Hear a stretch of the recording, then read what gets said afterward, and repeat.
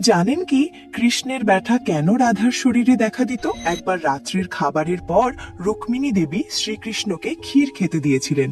ক্ষীরটি এতটাই গরম ছিল যে খাওয়া মাত্রই শ্রীকৃষ্ণ রাধে হে রাধে বলে উঠলেন। এতে রুক্মিণী দেবীর মনে সেই রহস্যময় নারীর সম্পর্কে গভীর কৌতূহল জেগে উঠল।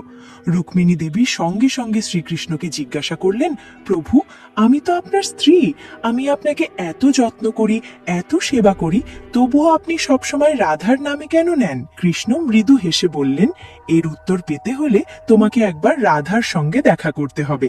পরের দিন রুক্মিণী দেবী রাধার বাড়িতে গেলেন।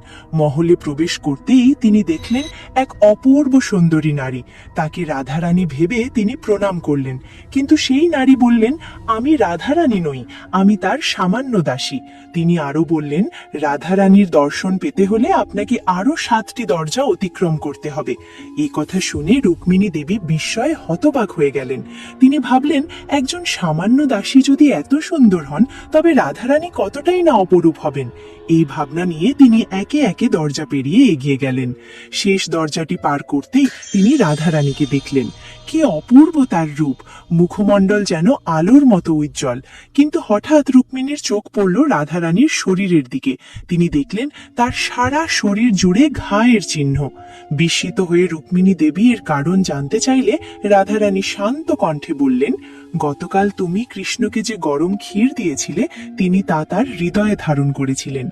আর যেহেতু আমি কৃষ্ণের হৃদয়ে বাস করি, তাই সেই দহন আমার শরীরে এসে পড়েছে। এইভাবেই রাধারানী বোঝালেন, কৃষ্ণ আর তিনি আলাদা নন, তারা একই আত্মার দুই রূপ। এই ঘটনার পর রুক্মিণী দেবী বুঝতে পারলেন, রাধা অন্য কেউ নন, তিনি স্বয়ং শ্রীকৃষ্ণের হৃদয়ের স্বরূপ। তাদের প্রেম কোনো শারীরিক সম্পর্ক নয়, তা এক চিরন্তন আত্মিক বন্ধন।